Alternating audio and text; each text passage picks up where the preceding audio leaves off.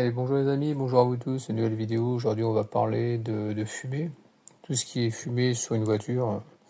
Donc voilà, on va essayer de voir ce que c'est. Allez, c'est parti. Donc là on va parler des fumées, donc fumée bleue sur véhicule. En général, quand tu as une fumée bleue, c'est pas bon signe. Souvent les véhicules qui ont ce genre de fumée, ce sont des véhicules qui ont beaucoup de kilométrage, on va dire, des moteurs qui arrivent en fin de vie. Donc ça peut être un problème de segmentation tout simplement. Et donc tu vas te retrouver avec... tu vas avoir déjà une surconsommation d'huile. Tu vas... comment dire, ça a une odeur bien particulière de l'huile brûlée, c'est franchement pas agréable. Ça souvent quand... Je sais pas si ça t'est déjà arrivé, tu suis un véhicule qui a une fumée bleue, style les vieux camions qui datent des années, je sais pas, 70, et tu vois ce gros nuage. Et quand tu arrives derrière, je veux te dire que ça rentre, quand tu as les vitres ouvertes, ça rentre dans ton habitacle et franchement ça pue. En général quand c'est comme ça, c'est pas bon signe. Donc une fumée bleue, ça peut être aussi tes joints de queue de soupape qui sont plus étanches, ta segmentation qui est plus étanche non plus. Hein. Ensuite tu peux changer donc tes bougies de préchauffage aussi, parce que si elles sont mortes, ça sera pas terrible non plus. Mais ça peut venir de tes injecteurs aussi. Tes injecteurs, j'ai déjà eu le cas sur c'était quoi, c'était une 206 de mémoire. Mais par contre, quand c'est les injecteurs, tu verras, ton moteur il va pas tourner rond. Derrière, ça va être le fumée, la grosse fumée bleue, bleuâtre on va dire, et tu vas te retrouver, puis si tu es dehors, tu verras, ça va te faire tousser. Et c'est très désagréable. Et ton moteur il tourne vraiment pas rond du tout. Tu sens que ça tourne sur 3 cylindres, 2 cylindres en fonction de ce qui est... en fonction de tes injecteurs, dans quel état ils sont. Donc la seule solution c'est de les changer forcément, hein, s'ils sont morts. Bon, moi je te conseille de passer par un dieseliste et non passer par un garage. Le dieseliste il coûtera beaucoup moins cher que par un garage. Donc j'avais trouvé sur internet, des tarifs pour les réparations suite à une fumée bleue. Donc ils mettent, alors je sais plus si c'était chez qui exactement, ils te mettent entre 120 et 300 euros pour un injecteur, entre 100 et 200 pour un segment, entre 15 et 30 pour une bougie de préchauffage, et 1 euro pour un joint de queue de soupape. Donc voilà. Donc c'est à peu près les tarifs, d'après ce que j'ai pu trouver sur le net. Après ça peut être... après tu as sûrement la main d'œuvre en plus. Donc la main d'œuvre est libre, donc ça peut te coûter assez cher. Donc à voir quoi. Des fois c'est peut-être plus rentable de changer carrément le moteur. Après c'est à voir en fonction de l'état de ta voiture. Donc voilà, donc pour les fumées noires, donc c'est un mauvais mélange d'air carburant. Donc il y a trop de carburant et pas assez d'oxygène on va dire.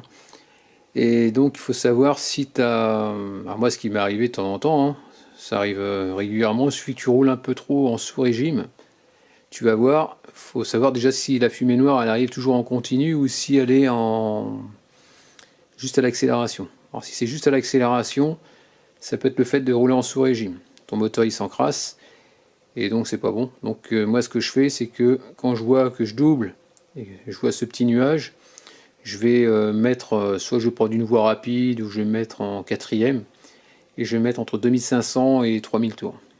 Et je vais tirer dedans un petit peu et après ce que je vais faire c'est que je vais mettre des accélérations assez, pas violentes, mais je vais accélérer assez fortement on va dire, de façon à ce que je voie le nuage de fumée. Et au bout d'un moment tu verras, à force de le faire, le nuage de fumée va finir par diminuer et après tout va rentrer dans l'ordre parce que tu as décrassé ton moteur. Ça c'est ce que je fais de temps en temps. Ensuite j'ai eu le cas, ça remonte à un petit moment maintenant, j'avais un...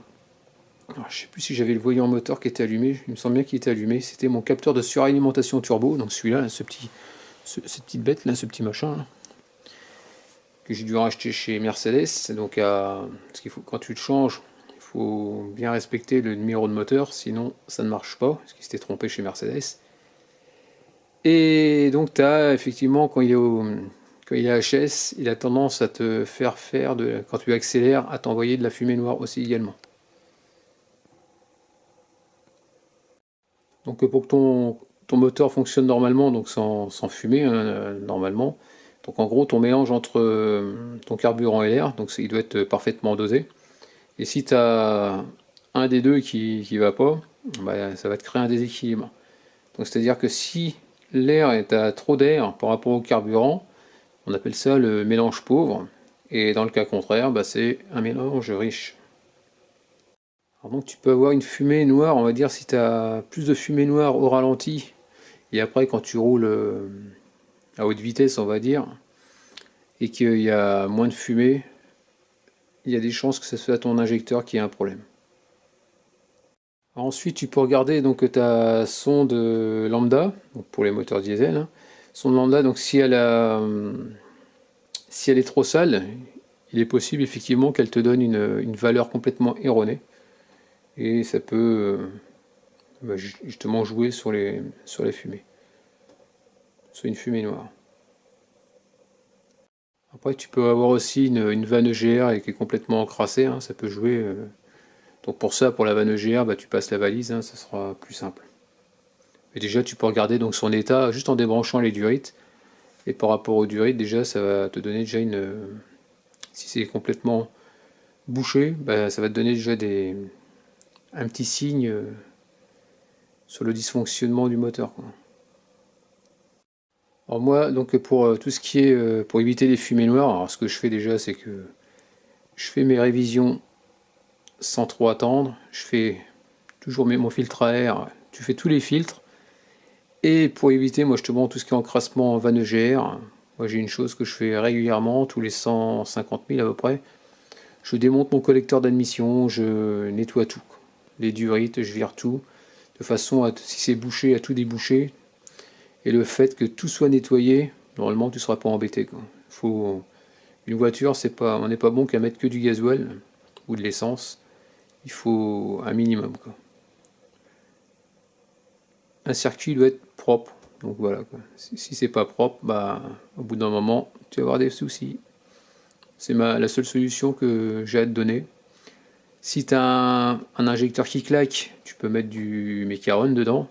Tu vas voir, tu vas juste en mettre dans le réservoir et au bout d'un moment, il va se passer quoi? Peut-être même pas une minute, tu vas entendre ton bruit qui va diminuer, quoi. Donc toi, c'est des choses comme ça. Il existe plein de produits. Bon, après, il ne faut pas mettre n'importe quoi non plus dedans. Mais des fois, ça suffit pour arriver à... Je sais qu'il existe des produits, je crois, pour les fumer. Mais bon, faut pas attendre d'être en panne, c'est ça que je veux dire. Dès que tu as un petit symptôme, n'hésite pas à en parler. Et après, on voit qu'est-ce qu'on peut faire. Donc là, on va parler de fumée blanche maintenant. Donc la fumée blanche, donc quand tu démarres ton moteur et qu'il fait frais, donc tu vas voir, c'est normal, ça fume un peu blanc, c'est la condensation. Donc là, c'est tout à fait normal, donc il n'y a rien d'exceptionnel. Il n'y a pas de danger. Donc après, si tu as une fumée, on va dire blanche, mais plutôt épaisse, donc là, c'est pas bon signe. Ben, si elle dure dans le temps, donc tu as intérêt à t'inquiéter un petit peu. De toute façon, c'est toujours une présence d'eau qui est en train de se vaporiser. Donc bien faire attention et à faire une recherche.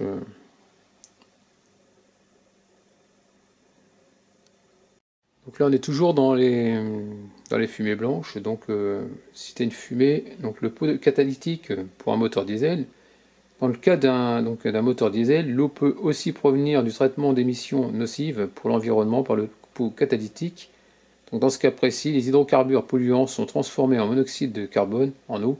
On peut d'ailleurs voir couler du pot d'échappement dans ces deux cas de figure, donc il n'y a pas d'inquiétude, hein, comme tout à l'heure. Après, si tu as une accumulation de liquide de refroidissement dans un cylindre, là par contre là c'est pas bon signe, avec le moteur en repos, donc tu remarqueras que lorsque le véhicule, donc quand tu vas le démarrer, tu as une vapeur dense due à la vaporisation de ce liquide qui va s'échapper pendant la phase de chauffage du moteur, et à chaud, la pression de combustion sera plus élevée que celle du circuit de refroidissement, empêchant ainsi l'écoulement du liquide, comme cela peut être le cas avec un joint de culasse poreux, rendant la fumée peu perceptible, et le diagnostic sera confirmé par des problèmes de démarrage liés à la présence de liquide dans une des chambres de combustion. Forcément, si c'est pas étanche, oui, ça va être problématique.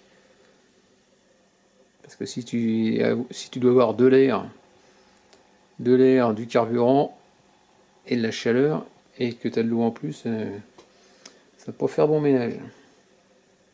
Donc là on parlait justement des fumées blanches au niveau du pot d'échappement, mais tu peux avoir aussi une fumée blanche quand tu as ton vase d'expansion qui vient exploser, tu es en train de rouler, ton vase d'expansion vient exploser et tu as du liquide qui va toucher ton bloc moteur, ta culasse, enfin bref. Et ça va créer une grosse fumée dans le compartiment moteur. Donc ça peut arriver. Bon voilà, terminé pour cette petite vidéo, en espérant que ça t'ait plu. N'hésite pas à me laisser des commentaires avec des j'aime ou j'aime pas, comme d'habitude. Pense à t'abonner, actionne la cloche de notification si tu veux avoir d'autres vidéos de ma part. Je te dis à très bientôt. Ciao.